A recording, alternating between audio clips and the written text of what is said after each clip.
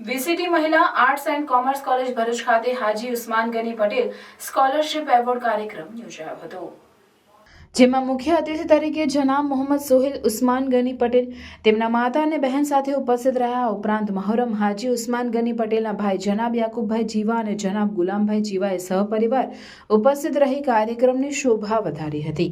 આ સાથે કાર્યક્રમમાં પધારેલ મહેમાનો તથા વીસીટી ટ્રસ્ટીઓનું શાબ્દિક સ્વાગત પ્રોફેસર તસ્લીમબેન પટેલે કર્યું હતું અને પ્રોફેસર ઉસ્માન સરના જીવન ચરિત્ર વિશે ટૂંકમાં માહિતી આપી હતી. ત્યારબાદ શાબાનાબેન પટેલ દ્વારા શિષ્યવૃત્તિ બાબતે પીપીટી દ્વારા વિસ્તૃત માહિતી રજૂ કરવામાં આવી હતી. ઉચ્ચ અભ્યાસ કરનાર પ્રતિભાશાળી વિદ્યાર્થીનીઓને પ્રેરણા મળે તેમજ આર્થિક રીતે સદ્ધર ન હોય તેવી વિદ્યાર્થીનીઓને આ શિષ્યવૃત્તિનો લાભ મળે તે હેતુથી આ કાર્યક્રમ યોજાયો હતો. જનાબ મોહમ્મદ સોહેલ પટેલ દ્વારા પોતાના પિતા સ્વર્ગસ્થ પ્રોફેસર ઉસ્માન ગની પટેલ સાહેબના જીવન અને વ્યક્તિત્વની ઝલક આપવામાં આવી હતી તથા તેમણે સંસ્થાના આ સ્કોલરશિપ કાર્યક્રમને બિરદાવ્યો હતો. ત્યારબાદ HSCમાં 70%થી વધુ ટકા મેળવનાર કોલેજની 50 વિદ્યાર્થીનીઓને મહેમાનો દ્વારા સ્કોલરશિપ સર્ટી આપી સન્માનિત કરવામાં આવી હતી. કાર્યક્રમના અંતે ડોક્ટર ગર્વિષ્ઠા મેડમ દ્વારા આવનાર દરેક મહેમાનોનો હૃદયપૂર્વક આભાર વ્યક્ત કર્યો હતો. આ સમગ્ર કાર્યક્રમનું સંચાલન આમિરા પટેલ તેમજ નસરીન પટેલ દ્વારા કરવામાં આવ્યું હતું.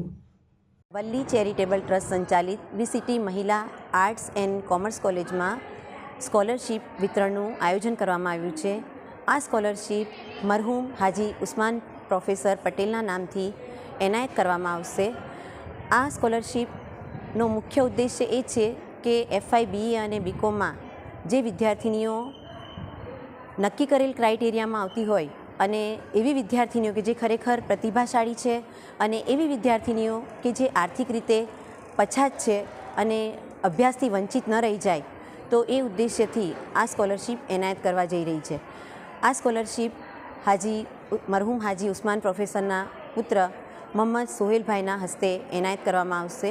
કુલ 50 જેટલી વિદ્યાર્થીનીઓને આ સ્કોલરશિપનો આજે લાભ મળી રહ્યો છે અને આ જે સ્કોલરશિપ અપાઈ રહી છે એ કુલ 3,18,250 રૂપિયા જેનું એમાઉન્ટ છે અને આ એમાઉન્ટ સંસ્થા તરફથી આ વિદ્યાર્થીઓને સ્કોલરશિપ સ્વરૂપે એનાયત કરવામાં આવી રહ્યું છે, જે ખરેખર સંસ્થા માટે ઘણી ગૌરવની વાત છે. Thank you.